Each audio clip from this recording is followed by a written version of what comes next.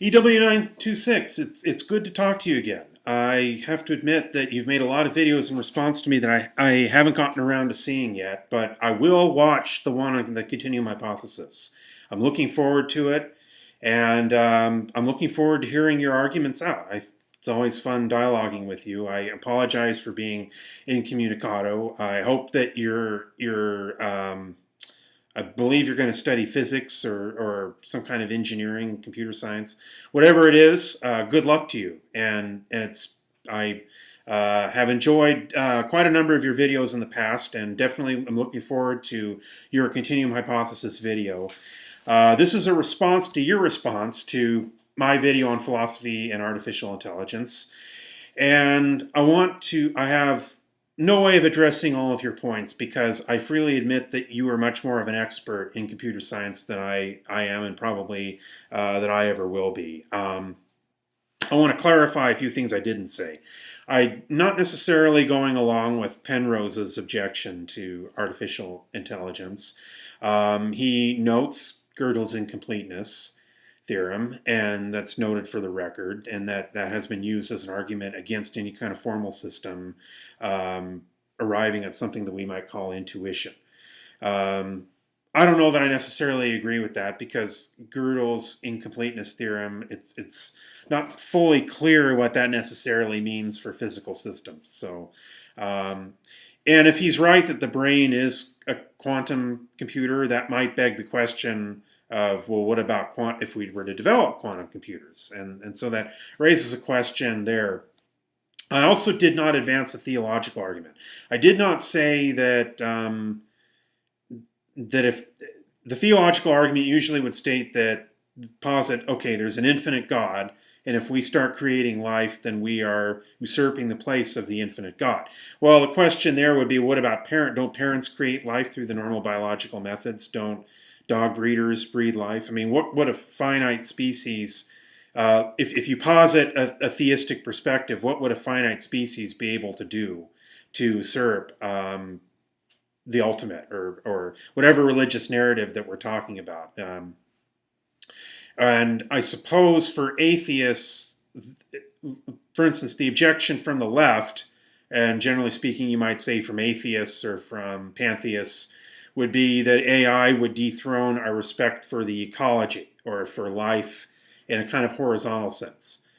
And actually, that's much more of a possibility, although if you think about it, let's say that a comet smashes into the Earth and not only the humans, but the AI species goes extinct. Well, we still have life. We still have the cycles of life.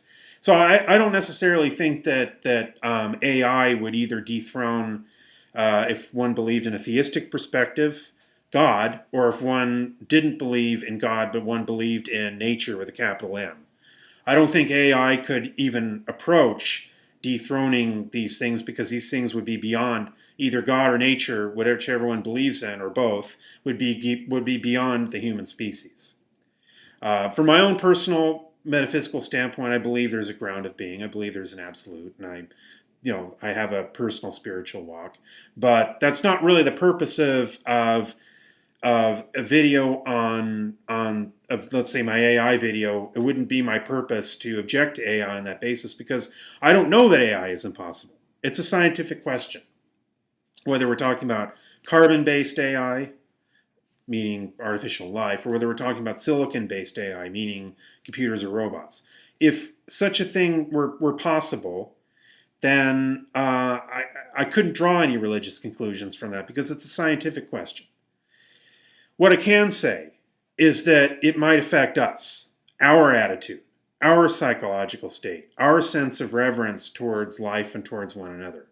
Particularly, you stated that because humans cannot agree on the value of human life, that because we don't value human life as a species, then the human life objection to AI is irrelevant. But actually, it's quite the contrary. Because we don't value human life, because we have so many negative aspects as a species, it's that much more important that we have ethical safeguards built into anything we do.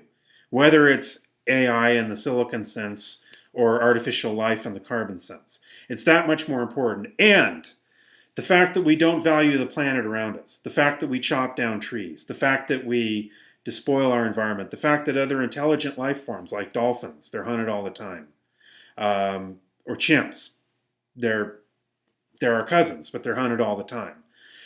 That very reason is a reason not to introduce a variable that we cannot account for. Something that once you've introduced, you can't really undo it. Remember, you talk about safeguards against artificial life or artificial intelligence taking over, but once you've created AI or artificial intelligence, you've created something now that has rights according to our ethical standards, legitimately. You've created a person. And let's hope that what you've created is data from Star Trek and not the Terminator, or I guess the original Star Trek had the Changeling, which, by the way, raised some very interesting philosophical questions. If you can see the original series, I believe it's called The Changeling. Maybe I'll post it, wiki link to it down below there. Be interesting, okay? Because it raises philosophical questions about AI and about maybe some of the objections from Penrose about the idea of Gödel's incompleteness, and can a merely formal system have some concept of perfection, quote unquote, and some kind of a program that it follows, that it just follows and won't learn from or change, okay? And I guess I better move on from potential ethical objections to actual objections, or let's say actual doubts that I have that AI is possible. Now, I hope you'll let me digress. What I have here is a proof that for integers a and b, this will be relevant. What I have here is a proof that for integers a and b, let's say a is greater than b, to the power of n, and these are all integers. This is within the set of integers. A(n) to the power of n minus b to the power of n will divide a minus b for whatever power of n we're talking about. Okay, a squared minus b squared, a to the third minus b to the third. And I have the proof right here. I'm not going to go into it, but it's easy enough to follow.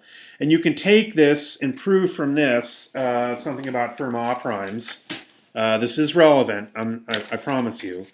Okay, here's a Fermat prime, 2 to the power of n minus 1, then n equals p. And you can easily prove that by taking 2 to the 8, let's say we had a composite exponent, that would divide composite exponent 2 to the power of hc minus 1. It would divide 2 to the power of h minus 1. And for an h greater than 1, that would mean that our 2 to the power of hc minus 1 could not be prime. Okay, so hence for this to be prime, our n would have to be a prime too. Also, interestingly enough, and this is relevant, sorry about the diversion here, for any number above 2, c to the power of n minus 1 cannot be prime. So 3 to the power of n minus 1 cannot be prime. 5 to the power of n minus 1 cannot be prime, or even an even, well, of course, because that'd be an even, but even an even number to the power of n minus 1 cannot be prime if the even number is greater than 2. Since c to the n minus 1 to the n, or 1, would divide c minus 1, and that's greater than 1, and thus it cannot be a prime. Now, that's not so important for those of you who didn't follow that. I went kind of fast with that because it's not really my point. My point is, I was thinking about Fermat primes. I was walking on the hiking trail, doing everything, and then I eventually came up with that. And lo and behold, I go to Wikipedia, and it's right there. So I just figure, well, I won't really do much of a video on it. However, in order to arrive at that, I had to go, and it's not that I'm more brilliant than a computer when it comes to computational math or anything like that. I just had to go with intuition. What's going to work here? What's going to work? What will work? I came up with this via intuition, okay? And it's not so brilliant, but I mean, it's the intuition of a human being who studied math before, knows what math proofs look like, and goes along with math proofs.